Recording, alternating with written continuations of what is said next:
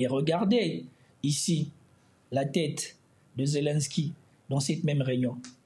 D'habitude, quand il va dans des sommets, c'est lui la star, c'est lui qu'on applaudit. Cette fois-ci, il est passé aux oubliettes. Regardez, même lui, il fait une gueule. Il tire une gueule, même lui il tire une gueule. Regardez, il est cuit. Il sait que c'est cuit, c'est fini maintenant. Tous les lippies, tous les folies, la grosse tête qu'il avait, c'est fini. Regardez-le. І одна, і друга сторона повинні піти на якісь поступки, на якісь компроміси. Ми і ви в тому числі багато говорите про те, на які поступки готові піти ми. І відмовитись від негайного членства в НАТО, і від того, щоб військовим шляхом звільняти всю територію до кордонів 91-го року, абсолютно видно, на які компроміси йде Україна. Чи говорив вам щось президент Трамп, чи хтось ще з партнерів, на які компроміси може піти Путін, чи на які компроміси Америка буде вимагати від Путіна піти? І одна, і друга сторона повинні піти на якісь поступки, на якісь компроміси. Il est dépassé quand on lui pose la question des concessions qu'il va donner à l'Ukraine. Et ici, on montre son discours quand, comme d'habitude, il faisait la leçon aux Européens. Je crois que les États-Unis doivent être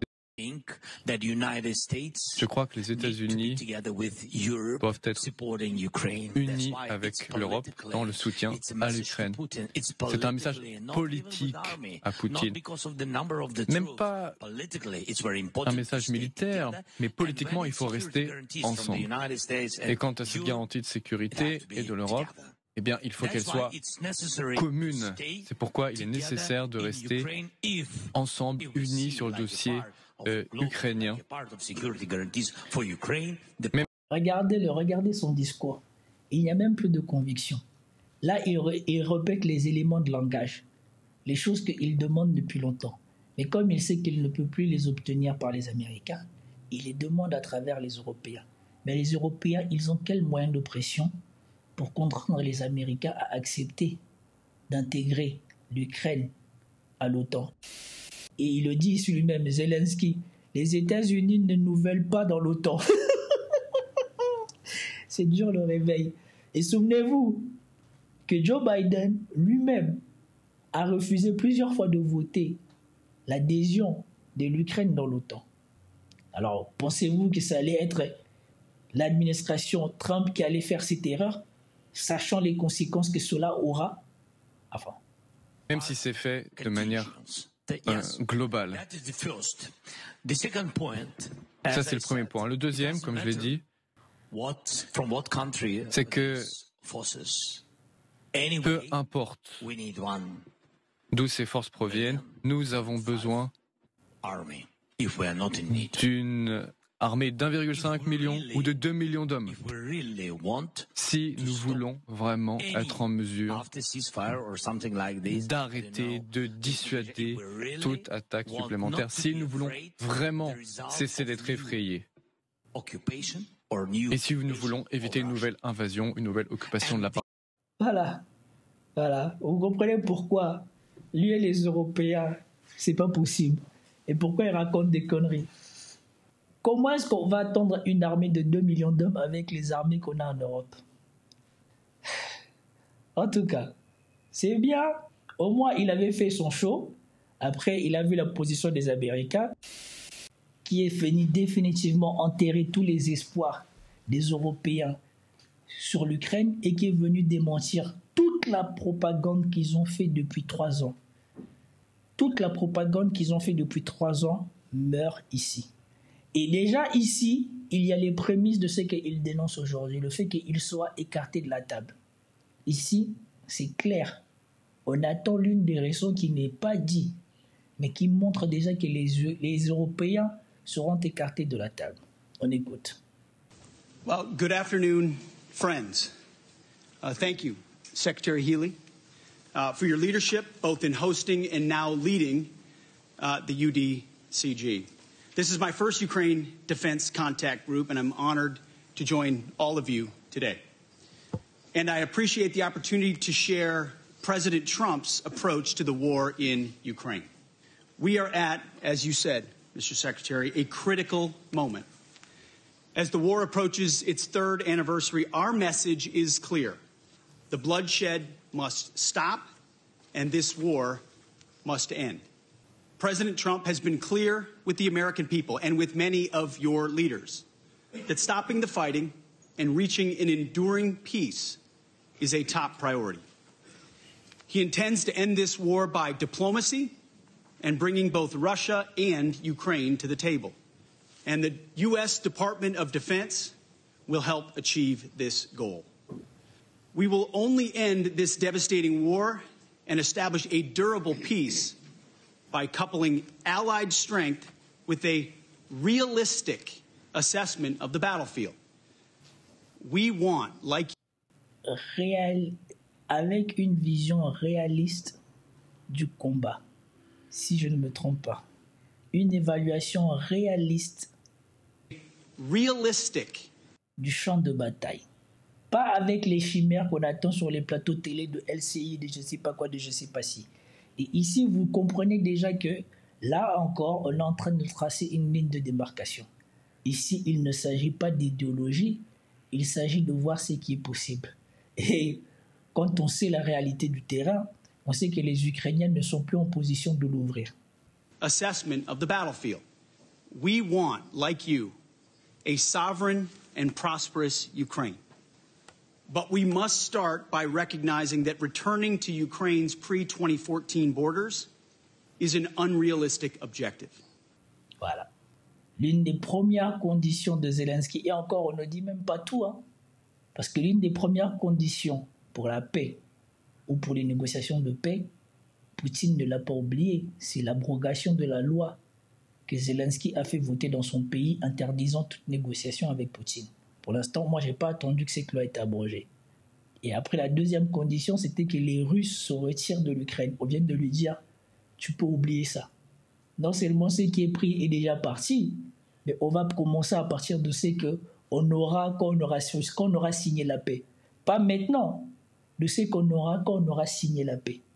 Chasing this illusionary goal will only prolong the war and cause more suffering. A durable peace for Ukraine must include robust security guarantees to ensure that the war will not begin again. Vous avez attendu. Pour faire la paix, il nous faut des garanties sûres et solides que la guerre ne va pas reprendre. Mais le plus important, c'est pas là. Le plus important, c'est ce qui va être lâché maintenant. Là encore, ligne de démarcation. Et écoutez bien, ayez l'oreille attentif. This must not be Minsk 3.0. Voilà. Ça ne doit pas être Minsk 3.0. Référence à Minsk 2.0.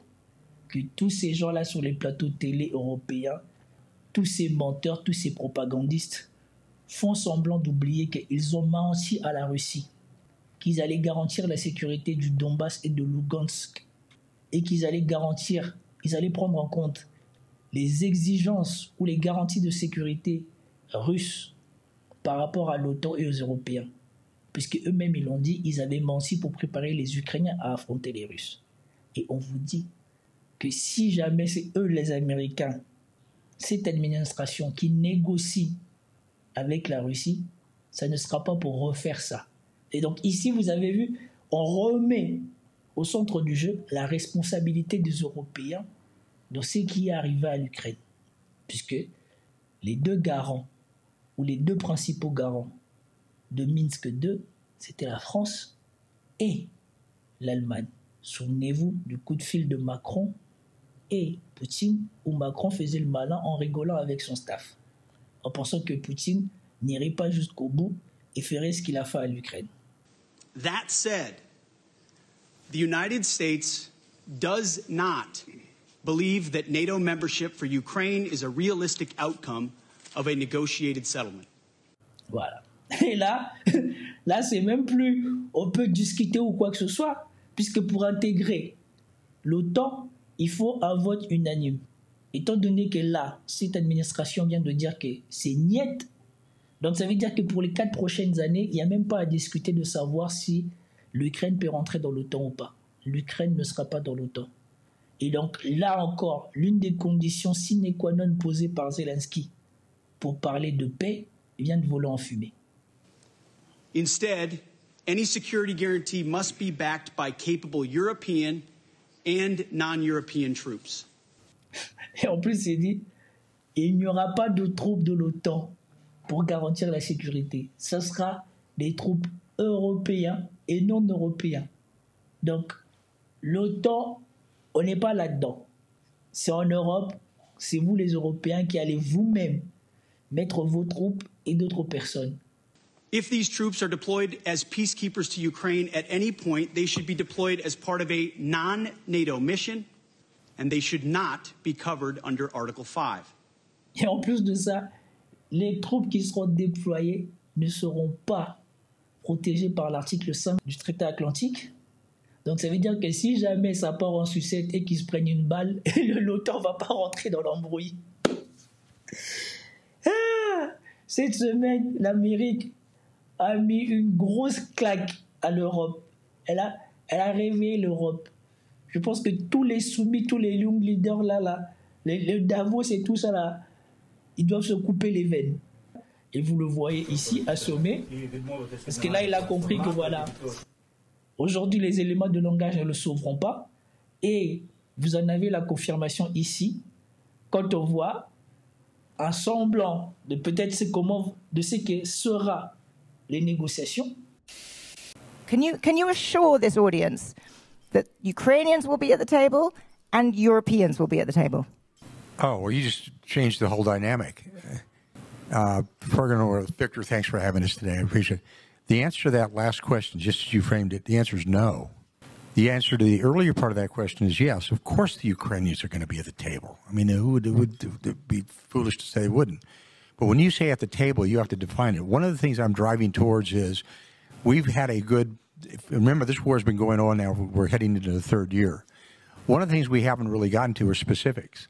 What does it really look like? And we talk a lot about it, and I will criticize, and I know I'm being very, very political when I say this. But President Trump inherited this war right now. But our philosophy is not to continue this war to the death of every last Ukrainian. The intent is to stop the carnage, stop the war, make sure it's reasonable, making sure the sovereignty stays intact. But we're going to get to specifics about it. When you say sitting at the table, in all probability, there's really going to be one of the reasons I'm here is for the input, obviously. But when you sit at the table, there's two protagonists when you look at it, and there's one hopefully to be an intermediary. Okay, who are the protagonists and who's the intermediary? Well, I'm saying it depends. Notice I'm being very diplomatic about it. I got my diplomatic hat, my passport in my pocket. The fact is, we're looking at, you can have the Ukrainians, the Russians, and clearly the Americans at the table talking, but we've got to have specifics to get to a point. Voilà.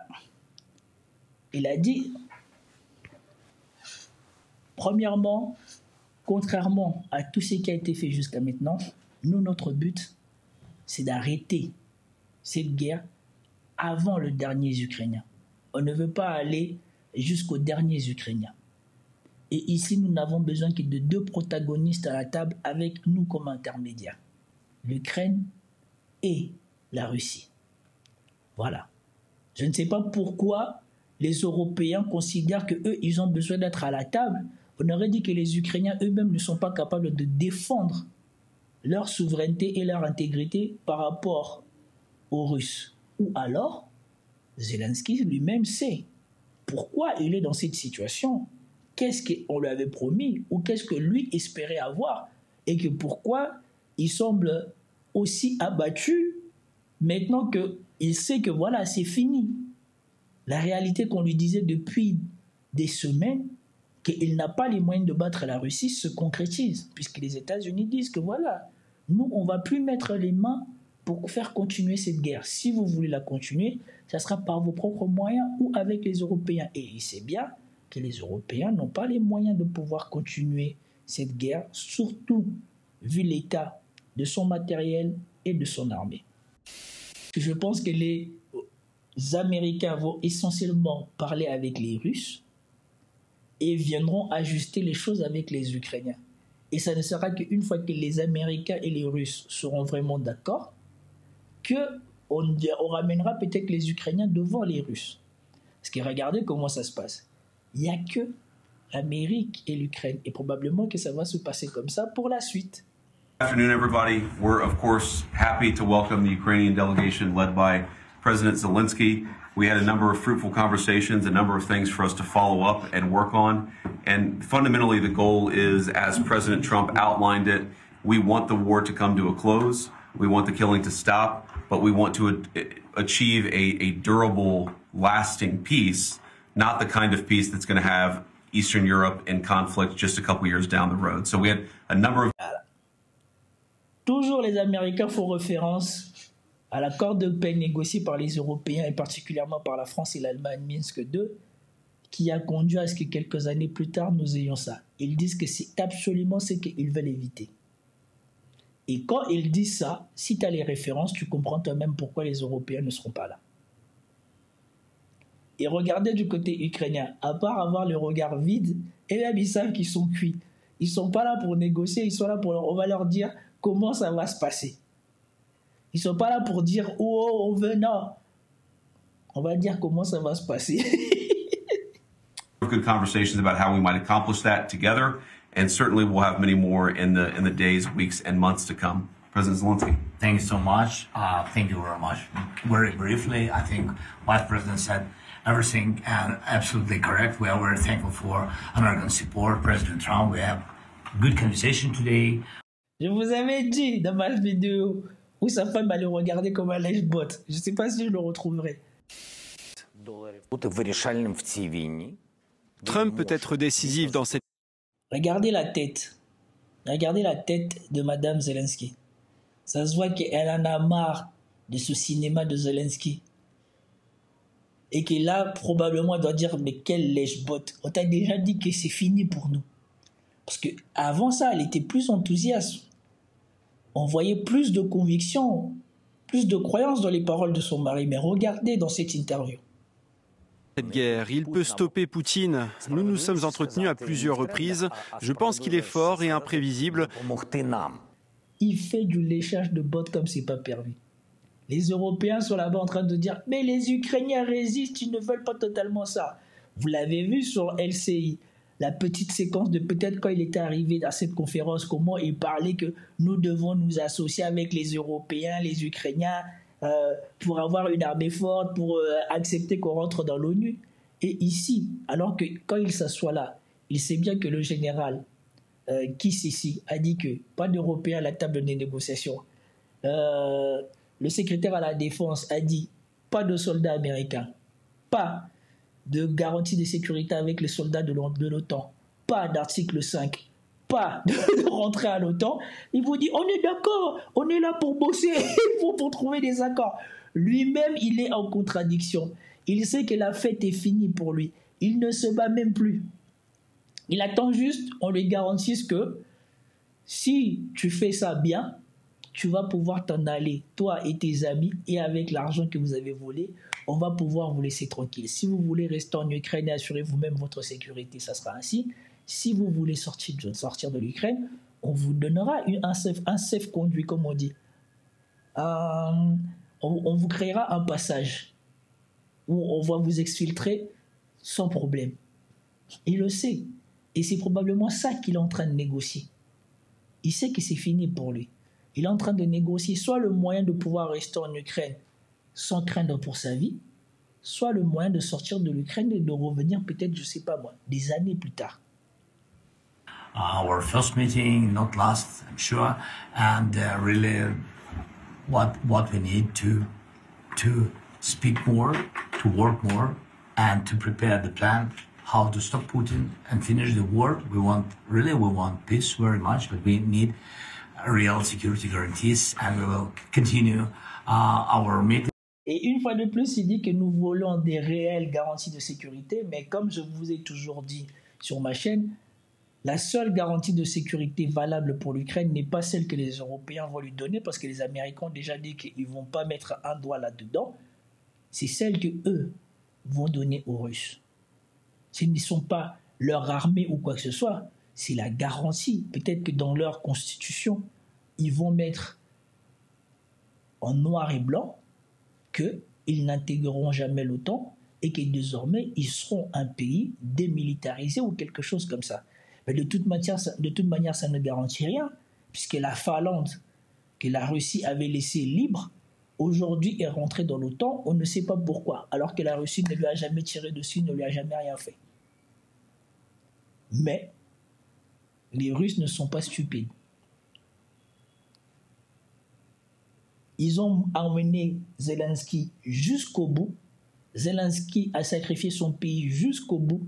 Je ne pense plus qu'il y aura après Zelensky un seul président ukrainien qui pourra faire avaler à sa population qu'on peut encore s'opposer aux Russes ou qu'on va faire le malin avec les Russes. Je pense qu'après ce qu'ils ont vécu, les Ukrainiens eux-mêmes, pour la majorité, ils veulent la paix. Ils n'en ont plus rien à faire de ça. Et les territoires perdus, ce n'est pas chez eux. Et donc je ne pense pas qu'ils feront encore le malin. Les Russes se sont assurés de bien taper l'Ukraine pour que ça reste ancré dans les mémoires que Zelensky a sacrifié la population. Comme ça, un autre président réfléchira à 4 fois avant de faire la même chose. Et surtout, vu les territoires perdus, si jamais les Ukrainiens avaient les velléités comme ça, surtout si les Russes pourraient raser l'Ukraine, comme le font souvent l'OTAN, sans état d'âme. Parce que les partis qui vont rester à l'Ukraine, il y aura peu ou pas de russophones dedans. Things and our work, and we will be very happy to see General Kalak also in Ukraine in this closest time. Thank you, Vice President, for meeting. Thank you, colleagues. Thank you so much. Seigneur, le ridicule de ça. Thank you. Les mecs, ils lui ont dit tout ce que tu demandes, tu n'auras pas, mais il est là, il leur dit merci. C'est bien. Great. Thank you all. Take care, guys. How does this move forward if Ukraine is not ready to come to the table with Putin? If Ukraine is not ready to speak with Putin at the table, how do you move forward? Will you still negotiate? Well, look, I think the way that this conversation moves us forward is, first of all, you have great members of the Ukrainian delegation. You have our incredible Secretary of State, Marco Rubio, here. We have General Kellogg. It's important for us to get together and start to have the conversations that are going to be necessary to bring this thing to a close. That's all I'm going to say for now because I want to preserve the option. Et donc, on lui pose la question de comment on va faire pour la suite des négociations parce que pour l'instant, l'Ukraine n'est pas prête à se mettre à la table de négociation avec Poutine. Et il dit, non, il est important de commencer par nous mettre d'accord avec les Ukrainiens avant que le processus n'aille plus loin. En tout cas, c'était juste pour vous montrer comment ça va se passer et que ça se passe déjà. Et vous avez attendu Zelensky. Il dit qu'il est impatient ou en tout cas, il attend la suite de voir. Il attend de voir la suite. Il attend de voir venir en Ukraine le général en charge de négocier les termes de la paix entre la Russie et l'Ukraine.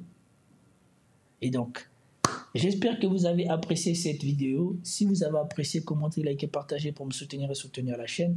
Peace out.